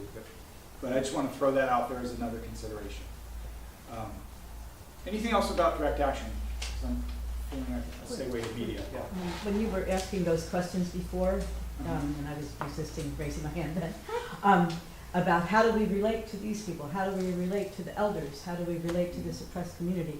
It made me think of when you were talking about Rosa Parks and Highlander. I don't know if people knew what Highlander is. If you don't, it's a wonderful book called For the Long Haul, or The Long Haul. I can't remember the author's name, but Highlander is an activist institute, and one of the main things that they teach is don't go in there to the repressed community or the poorer people or the elders or whoever and think, I'm going to save you, I know how to do this, and lead the movement. No, you listen to them and you let them lead the demonstration, be in front, whatever. Truth bumps, just think of that, how powerful it is. Yeah, Highlander and Southwest and some others train activists for months at a stretch, not a weekend training, and make sure they really know how to develop an effective strategy. This reminds me, Audre Lorde used to quote a piece of wisdom that came out of the enslaved African community. And it goes, you cannot tear down the master's house using the master's tools, which is to say you cannot create a just egalitarian society using unjust means. That has been very central to my life doing social change work, that belief, that value. And I think it's the core contradiction that is keeping the Democratic Party, the labor movement, much of the non-profit NGO environmental movement, and a whole bunch of other more establishment, institutionalized parts of our movements from being effective. I think there's an inherent contradiction or even hypocrisy if they're not walking their talk, because they think you know, we can get there, we just have to do this dirty little thing like the Republicans do along the way. You know, yeah, we're gonna rig some primaries and caucuses, but it's for the greater good, you know. Yeah, we're gonna dump on these people, but down the road, we'll get something done. You know? Or Debbie Wasserman, you know, not letting Bernie Yeah, really exactly. in there Yeah. with the Democrats. You know? So there's that contradiction. And one of the challenges, if you're white, if you're male, if you're middle class, if you're a native-born American, English-speaking, able-bodied person with whatever kind of privilege you carry, is to figure out how do I stay conscious enough of my own internalized sexism, racism, classism, et cetera, and, you know, keep that out of the way and clean it up when it comes out, which it does from time to time, so that I'm not building that into my action, my strategy, my movement, my community. That's part of the work, because if we are operating in an organization that silences women, or that doesn't let people of color step into leadership, or that, you know, whatever the pattern is, if we're replicating those patterns within our own movements, then we can't really change that. Including ageism. Yes. Yeah. Yeah, 6 minutes for the other two. Okay. Block time. Can we jump to media real quick? Sure. So, the two pieces of reading I always throw at people if they're interested in media and messaging, because to me it's a larger, it's not how do I get a reporter at my action, it's how do I communicate to the people that aren't right in front of me? How do I design whatever I'm doing, whether it's a piece of written stuff, or whether it's a piece of theater in the streets, or whatever it is. How do I design it so that it reaches people in a way that actually moves them to do something? One is a book by George Lakoff. Yes. Looks like some of you are familiar with it. It's called Don't Think of an Elephant. And I'm sure there's now an elephant pictured in your brain. He's talking about framing. And framing is choosing the language and the images and the metaphors and particularly the charged, resonant, mythic stuff that's already in the culture to frame an issue, to limit the debate. You know, if you talk about Social Security as an entitlement, not as something working people earned and that belongs to them, but as an entitlement, then it sounds like a handout. And if you can get the other side to call it entitlement, you've already run the debate, and it doesn't matter what they say. And you know, he's a liberal Democrat. He wants the Democrats to get as good at this as the Republicans are. Republicans have been spending 40 years and a whole lot of money on think tanks and institutes and research into how people think and what lodges in people's brains and how to use the media for social conditioning. He's saying we need to get better at this. The other one, and this is my all-time favorite title for anything that's ever been written, is an essay in my brother's book. This is a wonderful book, by the way. And it's called Decolonizing the Revolutionary Imagination. And it's by Patrick Rainsborough, who's a media activist, and he's radical, not liberal. He talks about the power of imagination. And this is something I think is really critical. That the key way that the system keeps us from changing it is by locking up our imagination, limiting our sense of what's possible. If we believe we can't fight City Hall, then whatever we do to fight City Hall will already be ineffective because our beliefs undermining it. And he's very interested in actions that reach people's imagination by startling people, by breaking the conventional wisdom and the assumptions and so forth. There can be a Zen quality to it. But he also writes a lot of interesting stuff about how media works and how we work in relation to media and how to subvert that and use it for our own ends. There's also a wonderful essay in here by George Lakey, not George Lakoff, George Lakey, the movement person, which is a somewhat more general model of how to build a movement than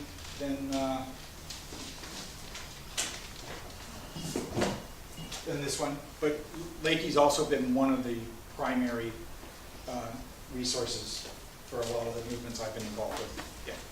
Occupy Sonoma County has put on 3 teach-ins on media skills for activists. Wow. 2 of them are on our YouTube page. On our website are the handouts from those teach-ins. So there's a handout on our website on how to write a press release, how to write a public service announcement, how to write a letter to the editor, how to write an op-ed. All of that stuff is on our website.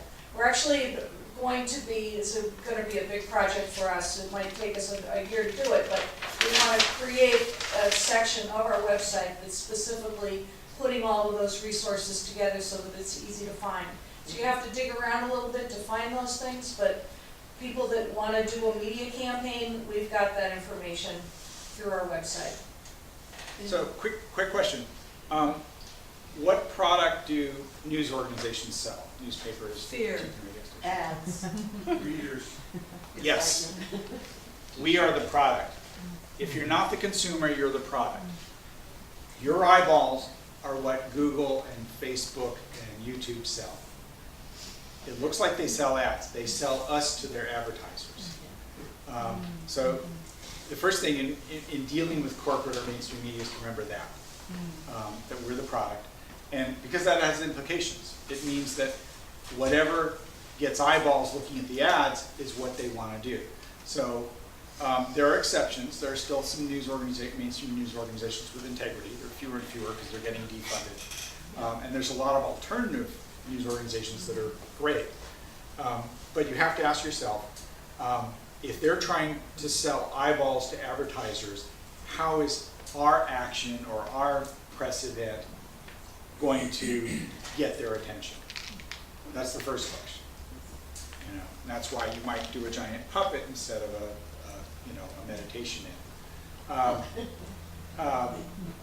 And then the second question you have to ask is, how are we conveying the message? If all they get is one photo or a few words or a single banner, how can we deliver a message that the viewers, the public, is going to resonate with? What is going to end up on the 6 o'clock news, and what does it say? Those are kind of the 2 key things. Is this newsworthy? Not, is it important to democracy and to the future of our country? Is it newsworthy means, does it pull eyeballs for advertisers? And so there's certain hooks that I'm sure you talked about in your training. Can you capture it in a picture? Yeah. I say a picture is worth 1,000 press releases. Media is not a magic bullet any more than running for office or some of the other things that people think will automatically build a movement. Movements are built through organizing. Media is one of the things we spend our organizing on.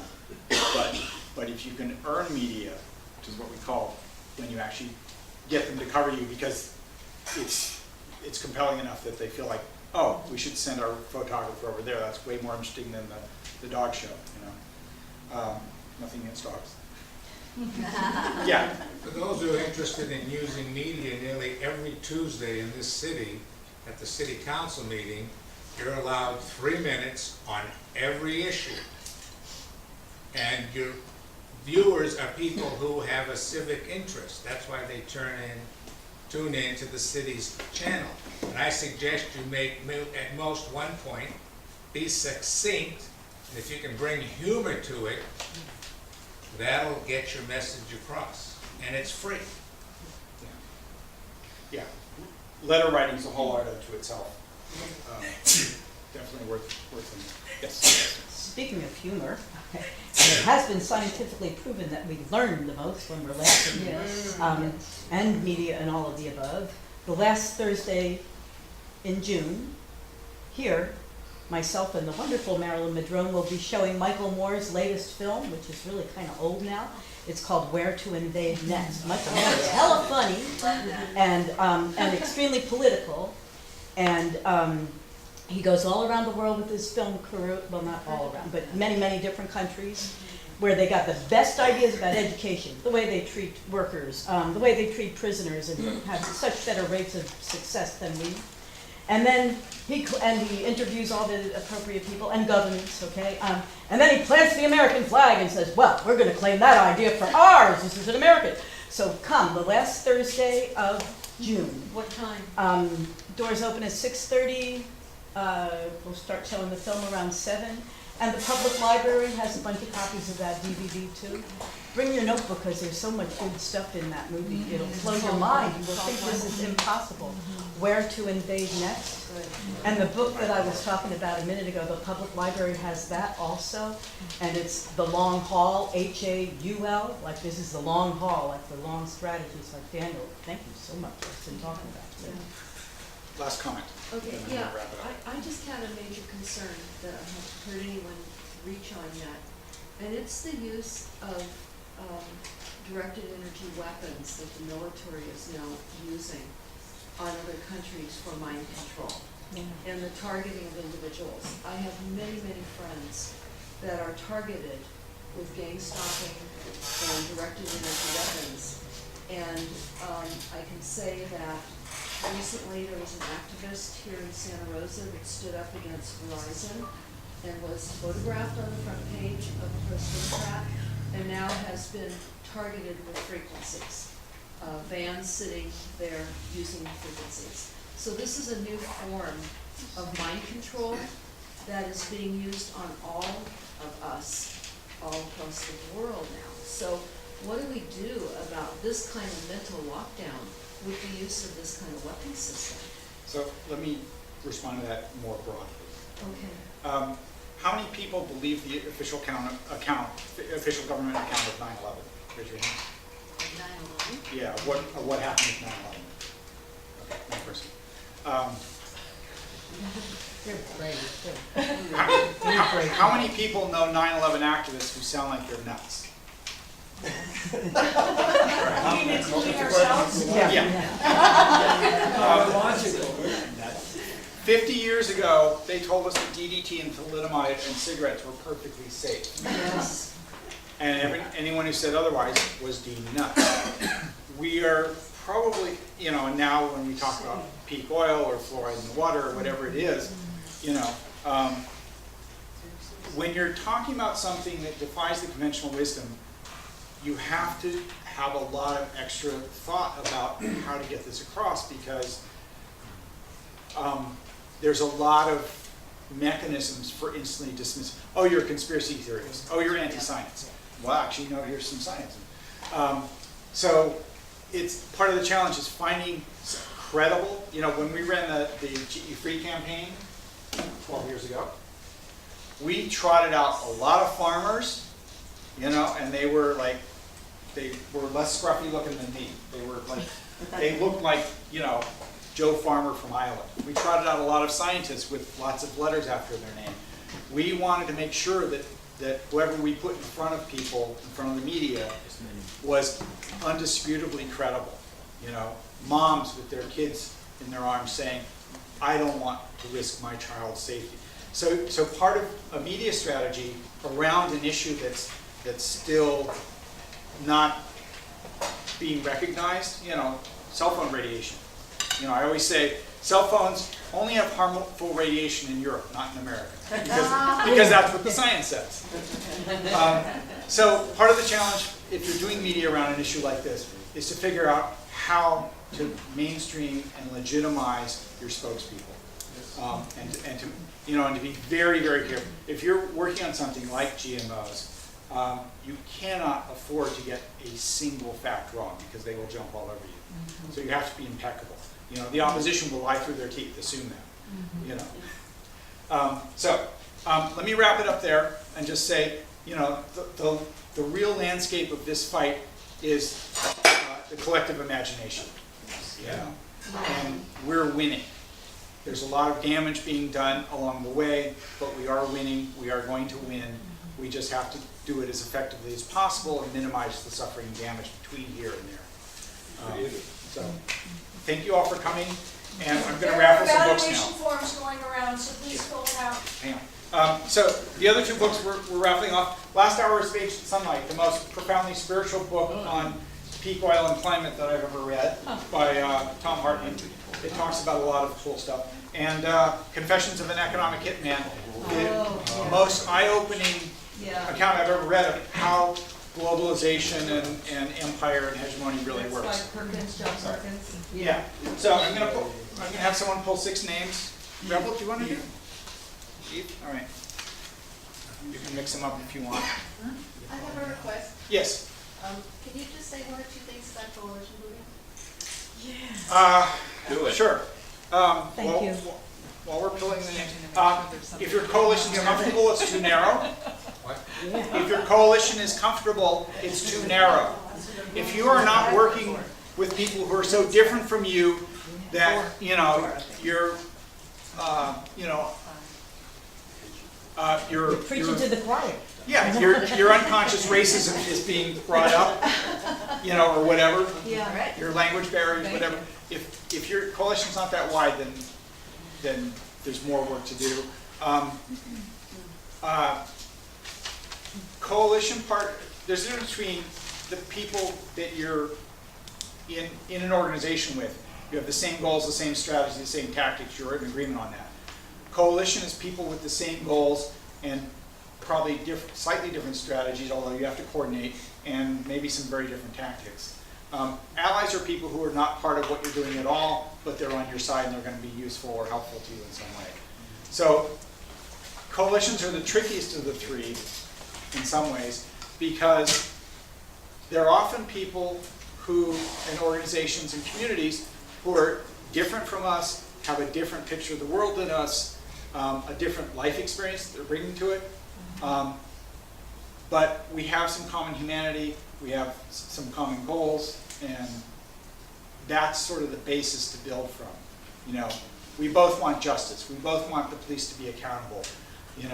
Your community's under direct fire, mine's not. My privilege protects me. So when we go out in the streets, let's make sure people who look like me stand between the police and people who look like you. Yeah. Stuff like that. Making sure part of the coalition work, part of the work we bring to coalition is paying attention to our own privilege so that we don't run it in that relationship. Is that useful? Okay. I'll add something. That's okay, real quick. I was at a meeting, actually I shouldn't identify the meeting of this particular coalition, but I walked into the meeting, it's the first time I was there, and there was all this conflict going on, and I sat there for a while, and what I put in was conflict is a really good thing. And everybody was like, what? Because we can learn about each other if we really listen, and if we all really have our hearts in the right place. How not to hurt each other's feelings, how not to step on each other's toes, how to do things differently rather than blame, but really also care about each other's feelings as we try to move forward without going, well, let's just move forward and not, Being deal with respectful. feelings. Yeah, and compassionate, that's really what it's about. I wanted to acknowledge how many people are here. Yeah. And how much wonderful energy there is in the room. I want to laud you for taking this cross-activist topic and suggest that it's possible that a part 2 or a bit of an ongoing follow-up, if you can schedule it, maybe we would show up again and bring somebody.